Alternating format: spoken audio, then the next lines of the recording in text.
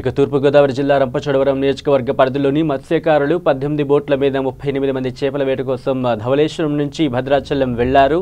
వర్షాలు వరదలు ఎక్కువగా ఉండడంతో తిరిగి తమ గ్రామానికి వెళుతూ ఉండగా తూర్పుగోదావరి జిల్లా దయ్యపట్నం మండలం పోచమ్మ అమ్మవారి ఆలయం వద్ద నిర్మించిన కాపర్ డ్యాం నిర్మాణం కారణంగా గోదావరి వరద ఉధృతి ఉండడంతో అక్కడ ఉన్న కాపర్ డ్యాం వద్ద ఇరుక్కుపోయారు. ఏం చేయాలో తెలియని పరిస్థితుల్లో పోలీసులకు సమాచారం అందజేయడంతో పోలీసు శాఖ ఎంజీఆర్ఎస్ బృందాలు రిస్క్ ఆపరేషన్ చేసి మత్స్యకారులను బయట తీయాలనే ప్రయత్నం చేసినప్పటికీ వరద ఉధృతి అధికంగా ఉండడంతో వారిని బయటకు తీసుకురాలేకపోయారు. జిల్లా స్థాయి అధికారులకు సమాచారం ఇవ్వడంతో జిల్లా స్థాయి అధికారులు స్పందించి నావీ టీంను రంగంలోకి దింపి హెలికాప్టర్ సహాయంతో మత్స్యకారులను సురక్షితంగా ఒడ్డుకు చేర్చారు.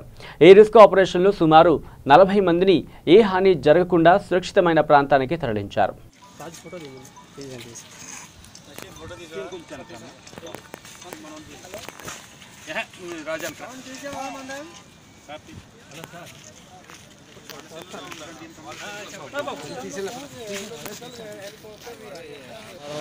పైన చేపల వేట షికారు చేస్తాం.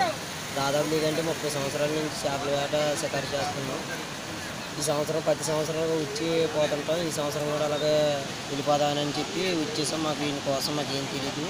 అంటే TV9 ఇచ్చారంట. TV9 కోసం మాకు ఏం తెలియదు. అక్కడ టీవీలు గట్టా మాకు ఏమి ఇది అవ్వదు. ఇసుక బావిలో ఉంటాం మేము చేపల వేట చేసుకొని.